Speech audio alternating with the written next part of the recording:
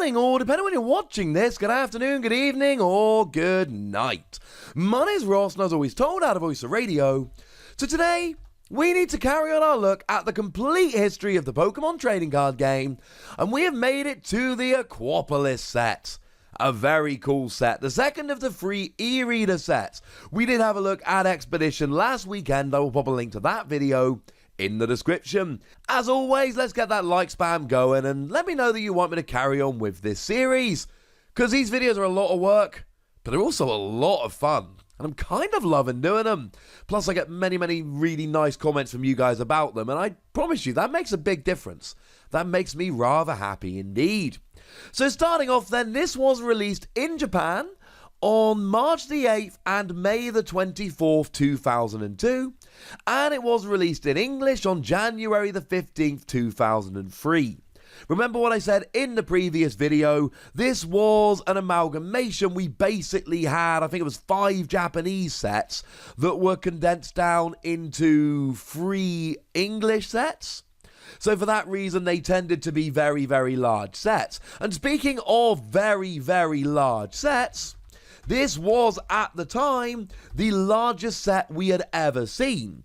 Now, it had 186 cards, not including reverse hollows, box toppers, and all of that good stuff.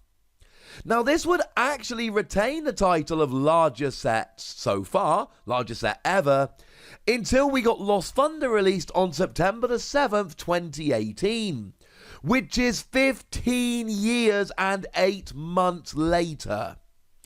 That is a rather spectacular time to hold the record. This was a giant set, and the numbering was super weird in this set. For some reason, they decided to just go a bit nuts with the numbering. So the hollows were actually numbered H1 to H32. There were 32 hollows, and they actually had separate set numbers, which is a little bit weird. We then had numbers 1 to 147, except there were 4 Pokemon, Golduck, Drowsy, Mr. Mime, and my boy Porygon, who actually received 2 different numbers. Except they weren't really different at all. They were the exact same card. Porygon, for instance, came in as 103A and 103B. They were the exact same card, with the same attack, same HP, same stats, everything. But remember, these were the e-reader sets. That is to say that there is information, what we call dot code technology, around the side of the card that could be swiped through the e-reader to give information. Go check out the Expedition video for a bit more about the e-reader. And Porygon A and Porygon B would have different information when you swiped it through the e-reader. Don't know why they only did 4. Don't know why it was Golduck, Drowsy, Mr. Mime, and Porygon. That seems like a really weird set of 4 Pokemon. But they did. And as a quick little side note, according to the lovely folks over at Bulbapedia, great site for research that I use regularly, this is the only time this actually happened. These were the only 4 cards in the several years they used the dot code technology that had 2 different, same numbered-ish, there's an A and a B, but different information dot code technology. It's weird. It's very weird. Now, there were box toppers at the time. That is to say, when you bought a box of the set, you would get an oversized hollow version of one of the cards. And the 4 possible box toppers you could get were Entei, Espeon, Scizor, and Suicune. So you would get one of them every time you bought a box. And what was really cool here was this was the set that introduced Crystal Pokemon. Now, I have done a video about Crystal Pokemon. I will pop a link to it in the description. But the quick rundown was we only ever saw these in Aquapolis and Skyridge. That's all we ever got. We only ever got 9 of them. There were 3 in Aquapolis and 6 in Skyridge. And the 3 we got in Aquapolis were Kingdra, Lugia, and Nidoking. Now, Crystal Pokemon were all colourless, but it was very weird in that their attack costs involved 3 different types of energy. So, if we take a little bit of a look at Crystal Lugia, one of the more popular ones, we can see that it is a colourless Pokemon, but the energy cost involved is Psychic, Water, and Fire. And all of the crystal Pokemon actually did have the Pokebody crystal type, which meant that when you attached one of those 3 types of energy in the cost to the Pokemon, then that Pokemon became the same type as that type of energy until the end of the turn. So you can make Lugia into a Psychic, or Fire, or Water Pokemon, but only for the turn during which you actually attach the energy. After that, it would refer back to being a colourless Pokemon. Cool. These were not good, incidentally. These crystal Pokemon were not good. I've dug through lots of old deck lists and articles, and I've really done my research for this series. And for the video I did on crystal Pokemon, these were not good. They're cool, they're awesome, they are collectible, and I love them, but they are not good cards. Interesting to note, they are actually secret rare cards, so Kingdra was 148 out of 147, Lugia 149, and Nidoking 150. So just in case having Holos numbered differently and 4 Pokemon having an A and a B wasn't enough, we've also got 3 secret rares in as well. The numbering on this set is messed up, ladies and gentlemen. It is messed up. And in terms of the most valuable cards from the set, we are very much looking at the Crystal Pokemon. Crystal Lugia, by far the most valuable. You're looking at somewhere in the region of about $180 if you're lucky for that one. Nidoking and Kingdra both should be coming in at over $100. These are pretty valuable cards. And honestly, if you want a really clean version of them, a really good condition version, you're probably paying even more than that.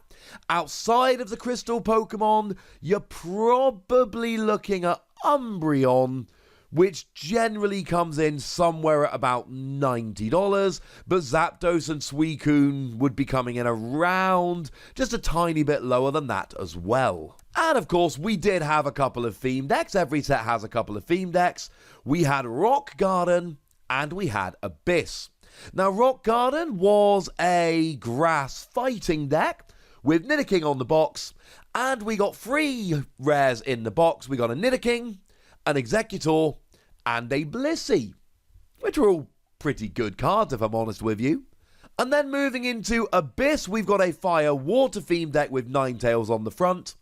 And the rare cards we got in there were Ninetales, Kingdra, and Porygon 2. And like we saw in Expedition, both of these, when you bought one, you would get a random reverse holo from the set, just kind of slipped into the deck there. Which was a really cool little thing they did in these sets. Now moving on to have a look at the best cards, the usual rules apply here, by which I mean the rules from Expedition. And that is that these were the last 3 sets, Expedition This and Skyridge, produced by Wizards of the Coast. And Wizards of the Coast were powering down a little bit. So if we take a look at the Sneasel from this expansion as a little example, Sneasel was not particularly good. 2 energy, 30 damage, flip a coin, if tails it does nothing. Compare that to the Sneasel from Neo Genesis, which was one of the best cards. Might help to see. We talked about Rocket Zapdos and how gosh darn good that was.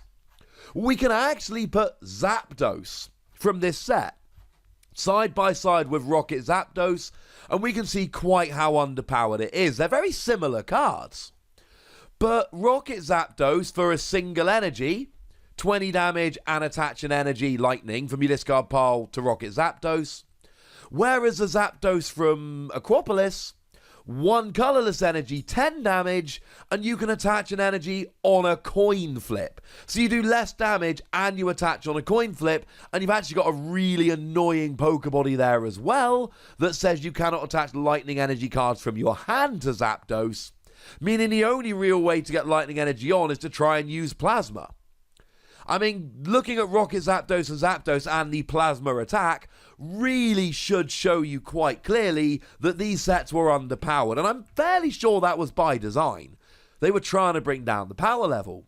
And then the EX, literally Little X era started when Pokemon took over the game, and we ramped up the power level again. We'll have a look at Delcatty in a second as a nice example. So these 3 sets do exist in a state of limbo, where they are less powerful than the sets that came before, and less powerful than the sets that came after, meaning even though this was one of the biggest sets we had, certainly the biggest for almost 16 years, it did not produce very many cards that had an impact on the metagame.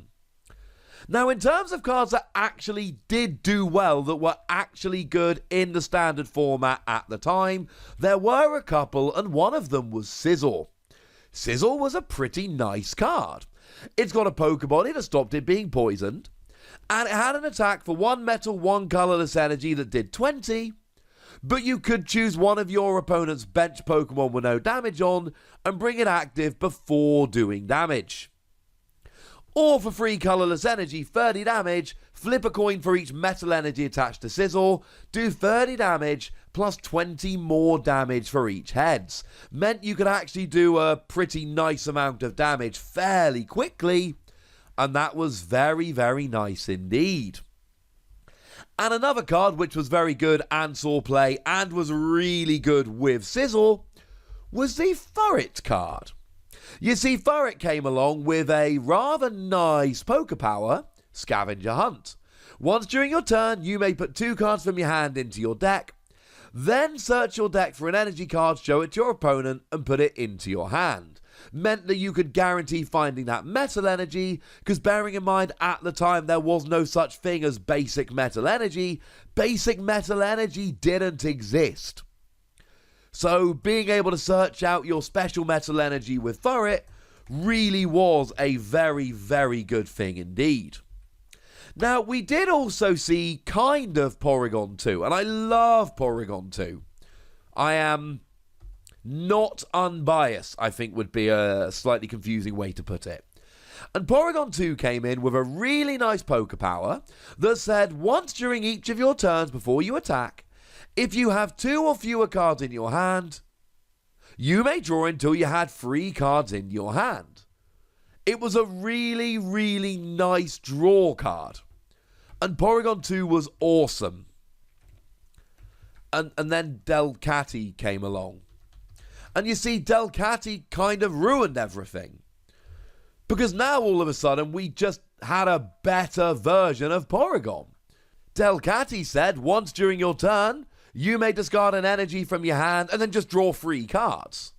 So rather than drawing up till 3 cards in hand on a 70 HP stage 1 colorless Pokemon with 1 retreat cost and a weakness to fighting, you now just discard an energy card from your hand and just straight draw 3 no matter how many cards are in your hand on a 70 HP colorless Pokemon with 1 retreat and a weakness to fighting.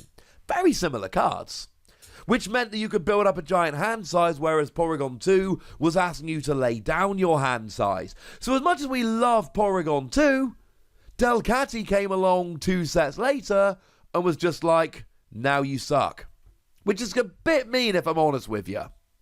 Now, one of the things that Jason Kosinski has done on his wonderful blog, I'll pop a link in the description, another excellent site to use for research, is he has examined what the format would have looked like if we ever had the e-reader cards on, which was a format Wizards of the Coast told us we were going to have before it got ruined by Pokemon taking over the game themselves. Although, as we're going to see, they did a very good job when they took over the game. So now we're going to look at a few cards, Pokemon cards, that would have been good in that format, but never really hung in the format we actually had. So Kangaskhan was quite a fun one. 2 colorless energy, look at the top 3 cards of your deck, choose that card, put it into your hand. On a 70 HP basic was not a terrible attack. We quite liked that. Suicune was quite a fun one. This was a card that really was going to fit into a few decks around the place, and it was one of those weirdly numbered holos. Had a weird Pokebody that said if you wanted to attach a water energy from your hand to Suicune, you must discard an energy attached to Suicune. But it also did have a really nice attack that did 30 damage. For heads, it did 50, you flipped a coin. Tails, it was 30 plus sleep. And it was used a fair bit as a counter to any fire Pokemon that would come along and try and take out Sizzle. Rapidash was a decent little Pokemon that came along with, well, 2 colorless energy, 10 damage, flip a coin if heads immunity. Fire double colourless, 30 damage, but you could discard a fire energy to do 50 damage. It was a nice little fire attacker. Blissey was pretty gosh darn huge, and I mean that in a very literal manner. Came along as a stage 1 with 120 HP, which was gigantic. And once during your turn, you could choose one of your bench Pokemon and flip a coin. If heads, count the number of energy attached to Blissey, and remove that many damage counters from the chosen benched Pokemon. Yes, it was a huge Pokemon that also gave a little bit of healing. That was really quite nice. Kingdra was another fun one that would have been pretty gosh darn good. As often as you like before you attack, you could move a water energy from your active Pokemon to one of your bench. Really nice for moving water energy around. And for 4 energy, which was expensive, 50 damage, flip a coin, if head, discard an energy attached to the defending Pokemon. But being able to move your energy around really was rather nice. Umbreon is one of my favourite Pokemon, but the Umbreon from this set was also pretty gosh darn nice. It had a Poké Power. As long as Umbreon is your active Pokemon and has a Darkness energy attached to it, once during your turn you can look at your opponent's hand, choose a number of cards equal to the number of Darkness energy attached to Umbreon, and shuffle them into your opponent's deck. Now, they still got to draw that number of cards, but the key point here is that you would take away cards that they needed next turn, and they would get random cards that may or may not help. It was really fun for disruption. Free energy, 30 damage, stop and retreating was not quite as good, if I'm honest with you. Not to be outdone, the Espeon was also quite good, though let's be clear, it was not as good as Umbreon. And Espeon had the Poké Power Energy Return. As often as you like during your turn, choose an energy card attached to one of your Pokemon and return it to your hand, which let you pick up energy from Pokemon that were about to be KO'd and put them elsewhere, etc. But it also let you reuse Warp Energy, which was a card that was introduced in this set that was really good, and we have seen it since. Warp Energy, when you attach it from your hand to your active Pokemon, you may switch. So it's a colourless energy that also acts as a switch. That was really cool. Zapdos, I did tell you Zapdos was underpowered, and Zapdos is underpowered, but that doesn't mean that it wasn't still a useful Pokemon that would have seen a bit of play in this hypothetical format that never actually happened. It did decent damage. Simple as that. It accelerated energy. It was a nice little card. Bellossom was quite a nice one. Once during your turn, you may flip a coin. If heads, attach a basic energy from your hand to one of your bench Pokemon. And then free energy, 30 damage, flip 3 coins, 30 for each head. It's fine. But really, we like it for the Poké Power, which means that you can attach an extra energy once every 2 turns on average. Getting extra energy on the field is good. We like Bellossom. And Bellossom did actually pair very, very nicely with the Executor from this set. That for 1 colourless energy, you flipped a number of coins equal to the amount of energy on Executor, doing 20 damage for each heads. Or free energy, 30 damage, flip a number of coins equal to the amount of energy attached to all of your bench Pokemon, 30 damage plus 10 for each heads. You needed to really pile energy onto the board to get this working. Bellossom helped you quite a lot. Now, it is worth noting that there were actually 3 different Executors in this set, which is a little bit weird. But remember, this was an amalgamation of a couple of Japanese sets, so that does have to explain it a little bit. And to be fair, 2 of them were just holo and non-holos of the same type. And finally, there was a Donphan. How am I not going to mention the Donphan? The Donphan was fun. I like Donphan. One of my favourite facts about this Donphan is that it was drawn by Mitsuhiro Arita. I have this one signed. It was the Donphan card I got signed when I met him in Dallas, because how could I not? And it's basically Donphan wrecking up a city. And there was a promo version of this released, which also is Donphan wrecking up the same city, drawn by Mitsuhiro Arita. It makes me really, really happy that that was a thing. Worth noting that that promo never actually made its way out of Japan. It was a McDonald's promo in May and June 2002. Man, I love that Donphan. 1 fighting energy, 30 damage plus 10 to each of your bench.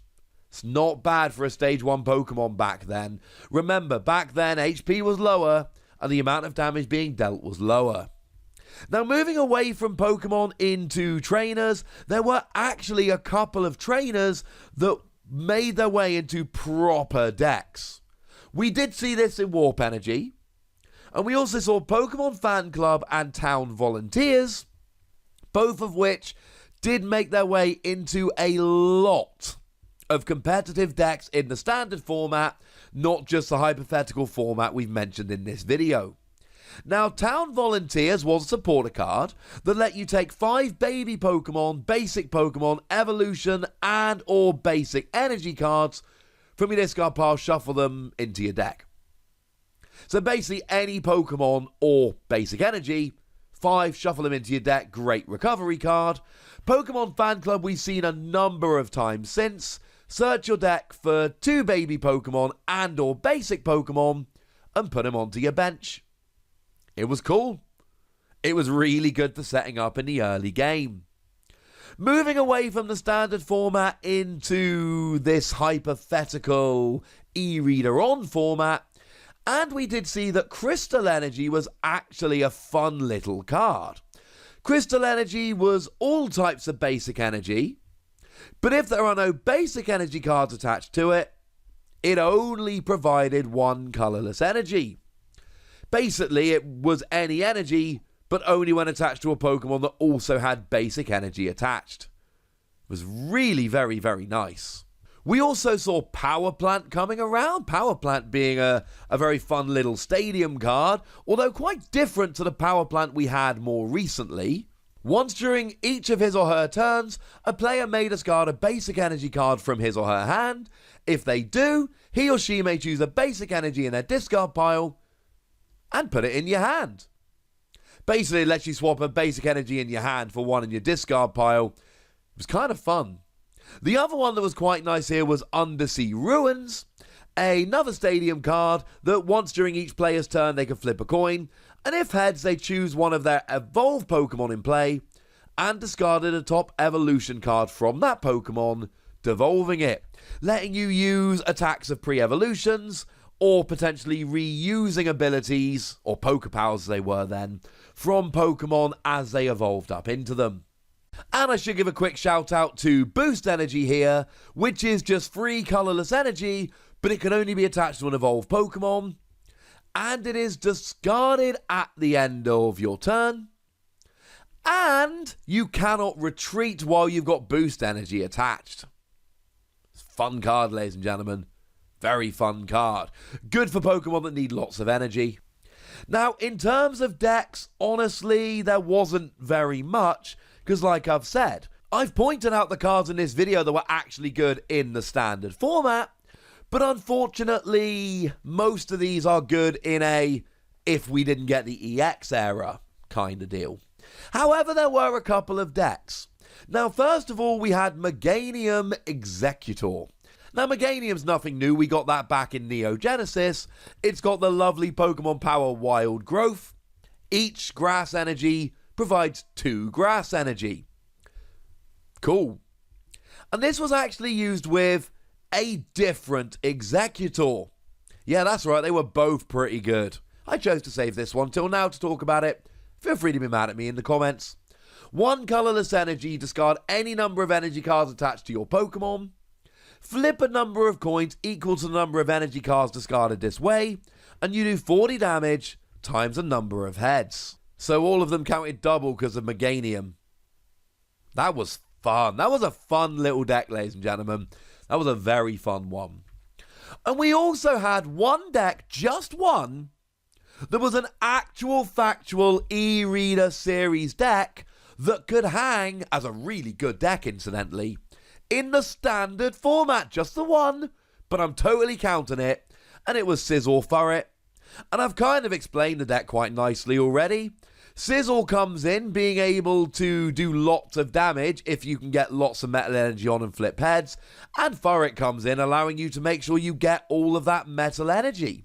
Not to mention that metal energy reduces the damage done to you by 10, and you could get it out very easily using Furret, yeah, that works pretty nicely. And then there are a couple of decks I want to finish off on that again didn't really make a splash in the standard format at the time, but would have been good in this hypothetical e-reader on format. And like I've said, I know we talk about this a bit, but we kind of have to, because these sets were pretty underpowered compared to what came before and what came after.